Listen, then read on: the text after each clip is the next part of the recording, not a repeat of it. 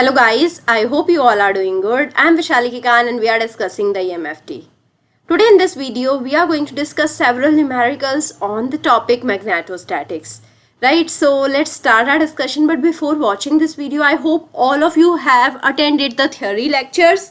If not, it is highly recommended that you go back, watch the theory lectures first and then come to this video, because without understanding the theoretical concept, it might be very difficult for you to understand the numericals now.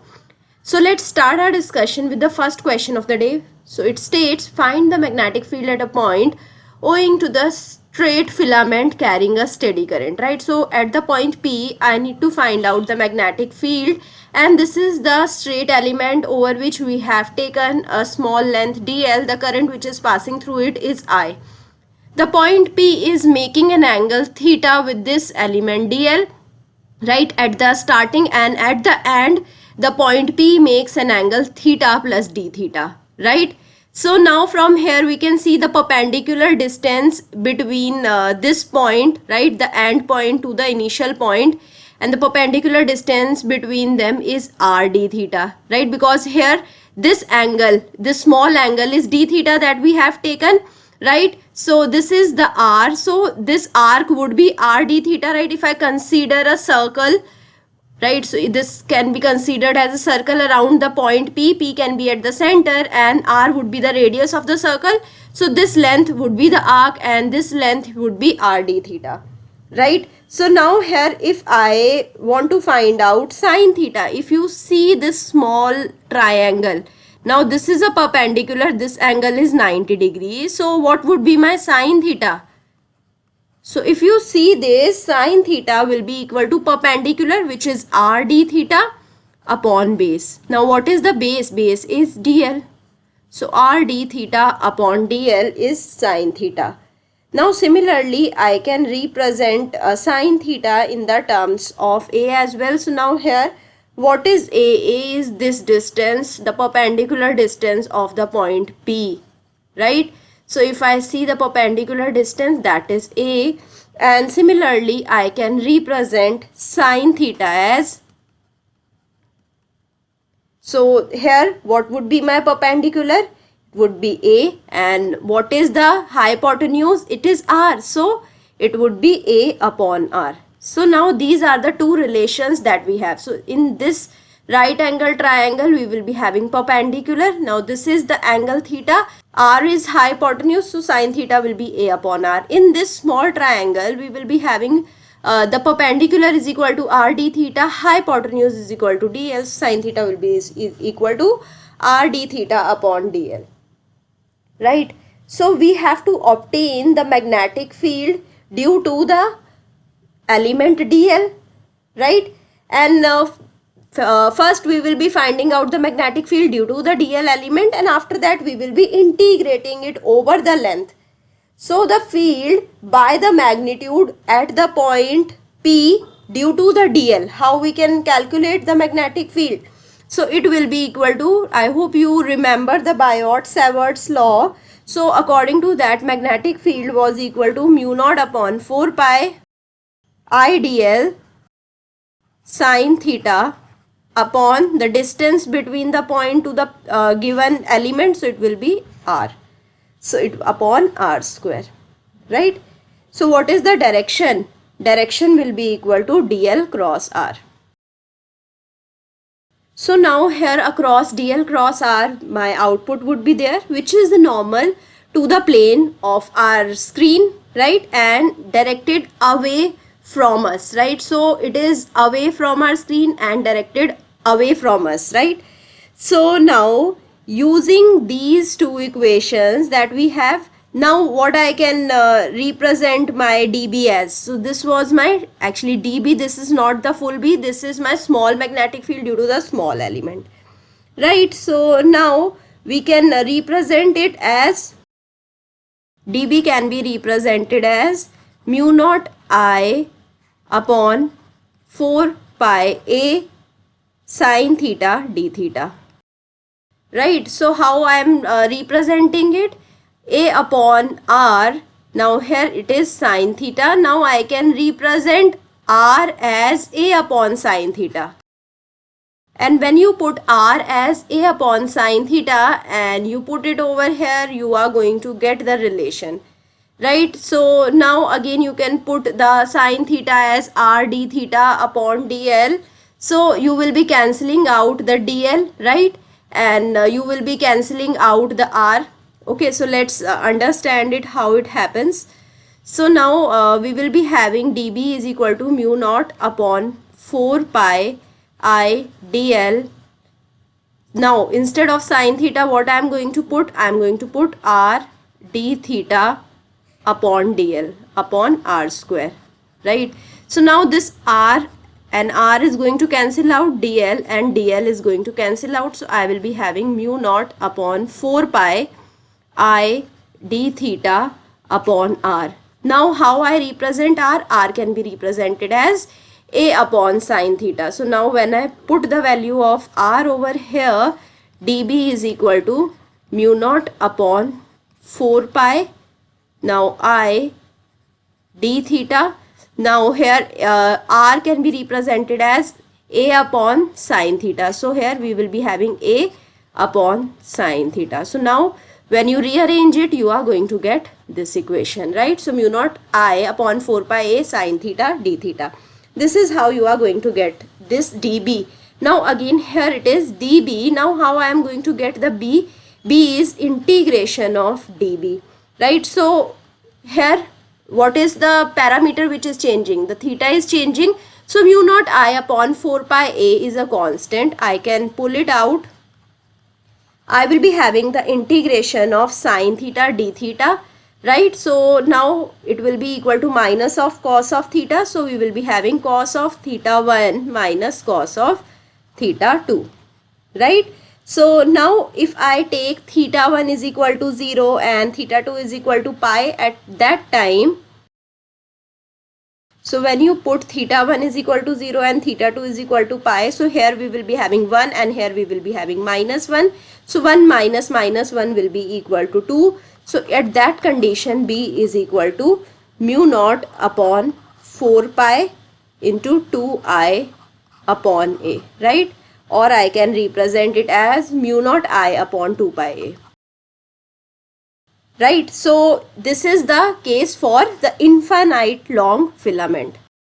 For the infinite long filament, I will be having theta 1 is equal to 0 and theta 2 is equal to pi, right? So now this is the case for infinite long filament.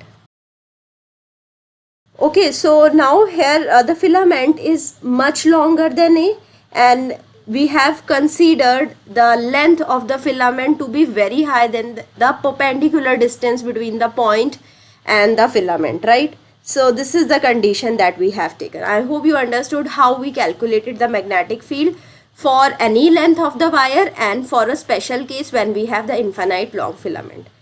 Now moving on to the next question. So it states find the magnetic field at an axial point owing to a circular filament carrying a steady current.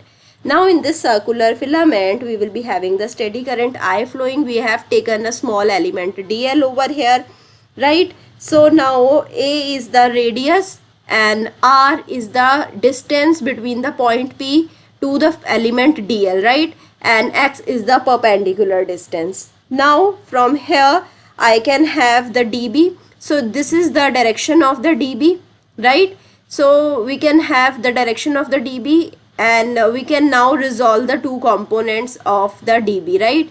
So we can resolve the dB cos theta and dB sin theta component. Now this time the angle between the radius vector and the filament is a right angle. This angle is a 90-degree angle.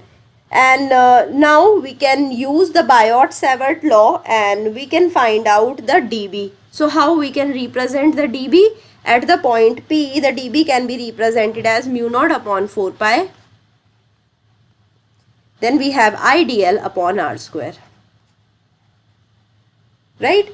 So now if you want to understand the direction, we will be considering the DL element at both of the sides, and then we will be finding out the resultant direction after finding out both of the components like dB cos theta and dB sin theta, and the direction will be along the DL cross R, right? so that we know the direction is perpendicular to both dl as well as r. And now the dB cos theta you can understand, because here also we will be having a component, and due to this component I will be having a perpendicular component, resolved component dB cos theta. So these dB cos theta and dB cos theta are in opposite direction, but they will be having the same magnitude if I take the same element length dl, right?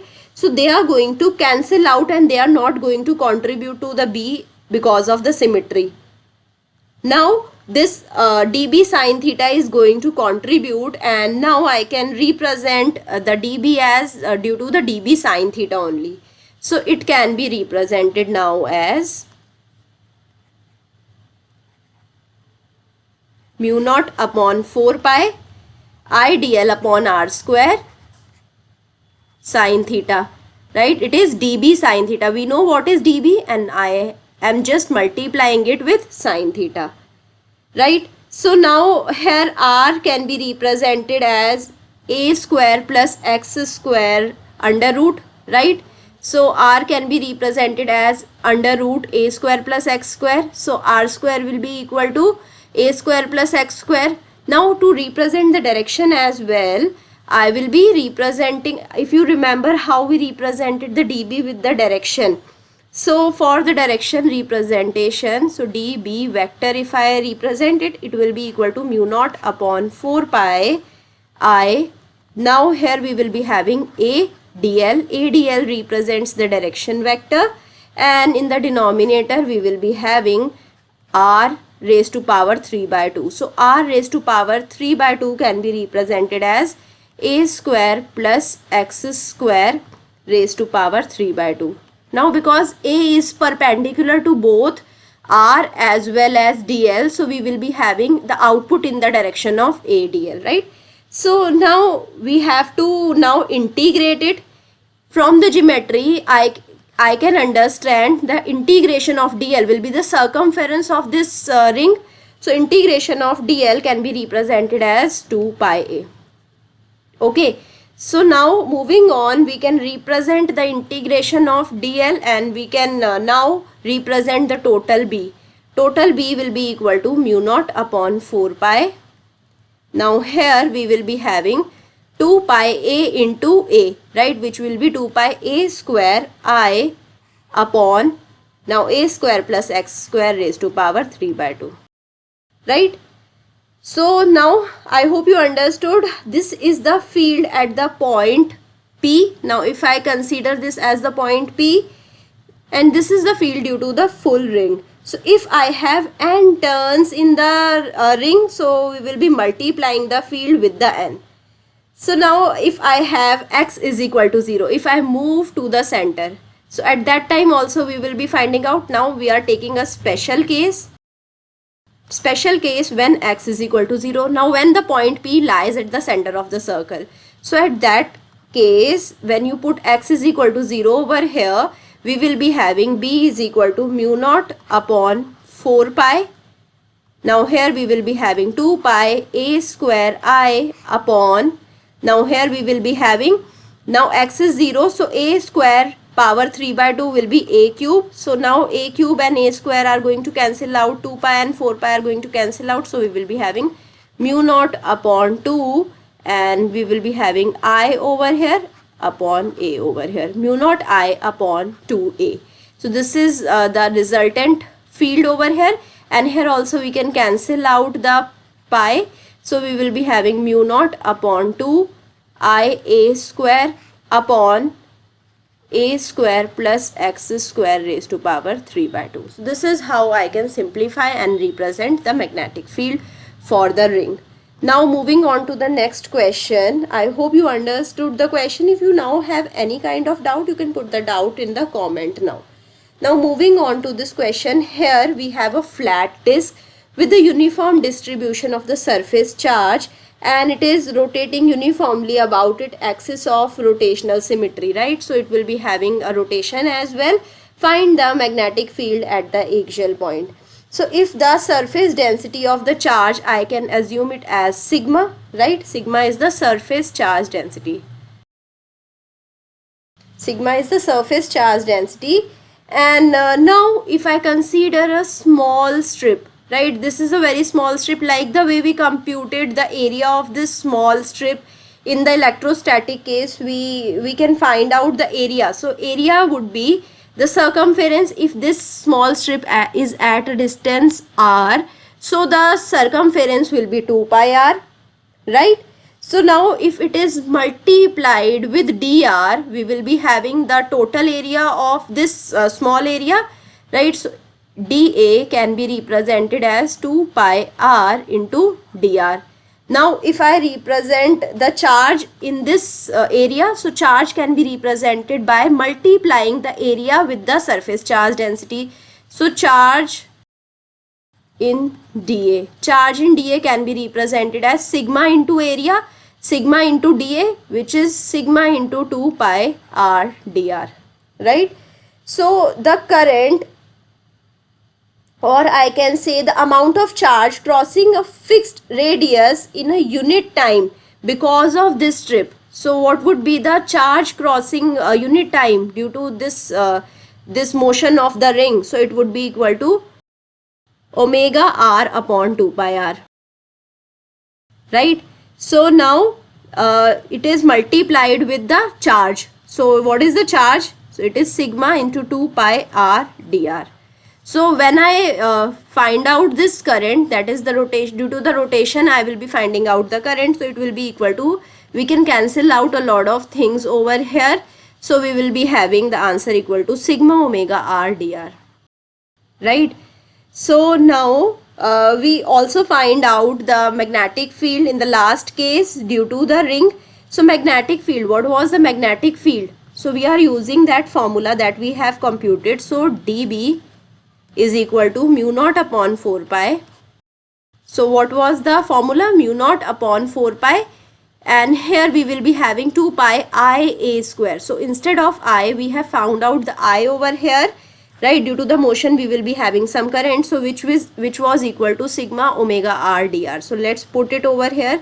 So we will be having sigma omega 2 pi r cube dr. When you put all of the formula, all of the values over here, we will be having r square plus x square raised to power 3 by 2. So we just have put the value of current in the previous formula, right? And this was the magnetic field due to a single ring which is having the area dA. Now we have to find out the magnetic field due to the entire disk, and due to the entire disk we can take the integration limit from r is equal to 0 to r is equal to a, right? So a is the radius of the disk, so limits are from r is equal to 0 to r is equal to a, right? So now how I can integrate it? So I know the integration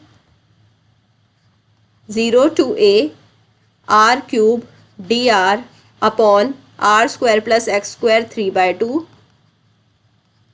This is the integration that we have. Now this is a part of integration that we have. So now we can replace it with a r square plus x square. We can replace it with another parameter zeta, right? So we can put r square plus x square as zeta. Now when I replace it, I can find out the integration. I will be changing the integration limits. So it will be changing from x to under root a square plus x square, right? And we will be having 1 minus x square upon zeta square, right? So and d zeta. So you can integrate it and you will be having output equal to 2x square plus a square upon under root a square plus x square minus 2x, right? So this is the integration of this parameter. Now we can put it in this formula and we can find out the total field. So B can be represented as, if I put this integration over here, so total B will be equal to 1 upon 2 mu naught sigma omega 2x square plus a square upon under root a square plus x square minus 2x, right? So now this is along the axis, right? The field at the center O can also be found out at the center. At center we will be having x is equal to 0. Right, so when you put x is equal to 0, you can find out the B as well, right, at the center. So it is now your task to find out the field at the center considering x is equal to 0, right, and you can put the answer in the comment. Now coming to the next question, here it is stated that a long straight wire carries a current I1, right.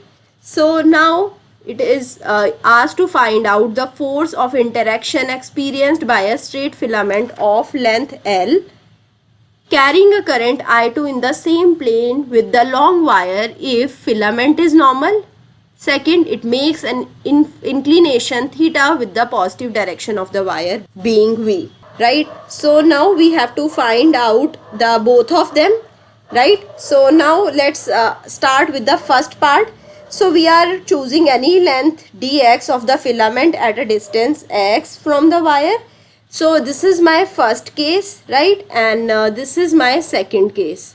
This is my second case. For the first case, I have the wire like this, and the force on this wire, we all know the magnetic law of force, Ampere's law of force, and due to which the force was equal to mu naught upon 4 pi 2 I1 I2 upon x dx. Now this is the force at a distance x from the wire due to the length we have considered here dx, right. The overall length will be L, right. So now what would be the direction?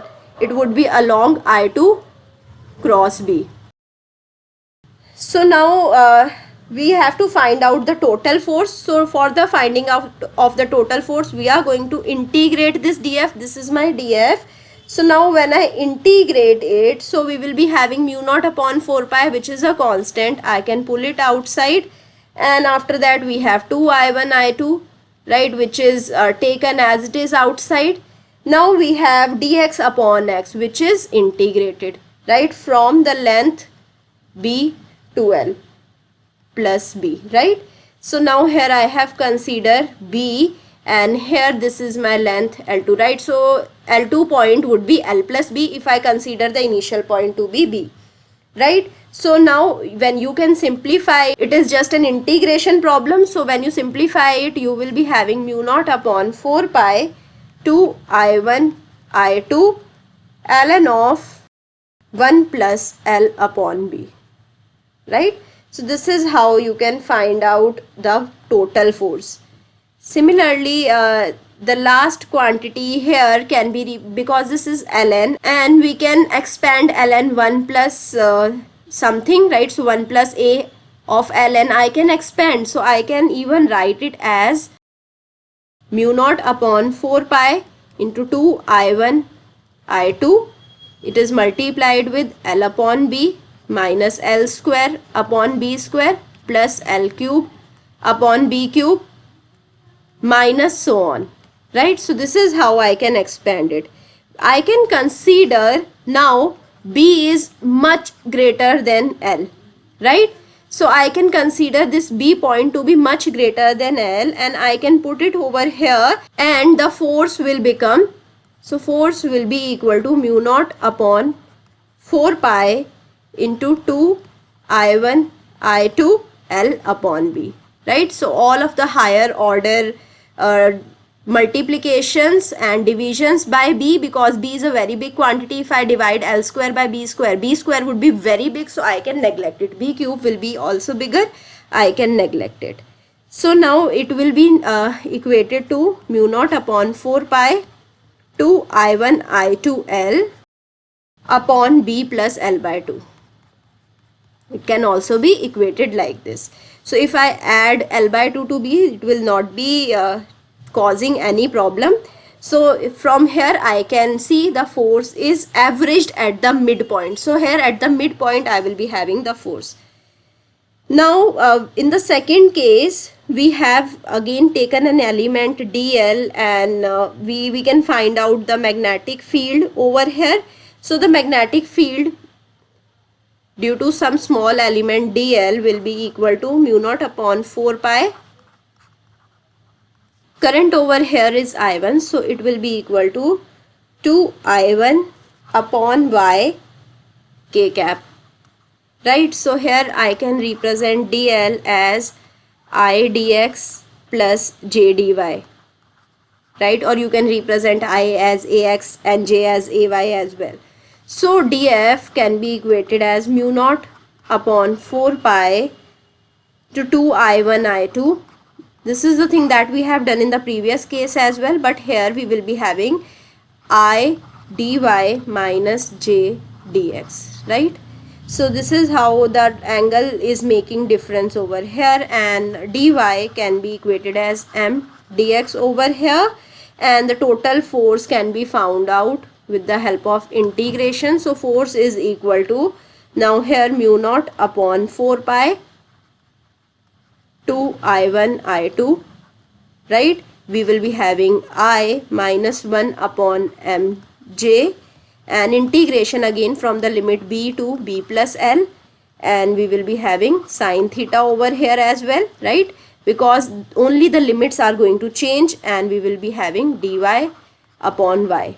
Now again you will be having ln over here, and which implies the total force is given by mu naught upon 4 pi into 2I1 I2 ln, you can simplify it and you will be finding out ln 1 plus b.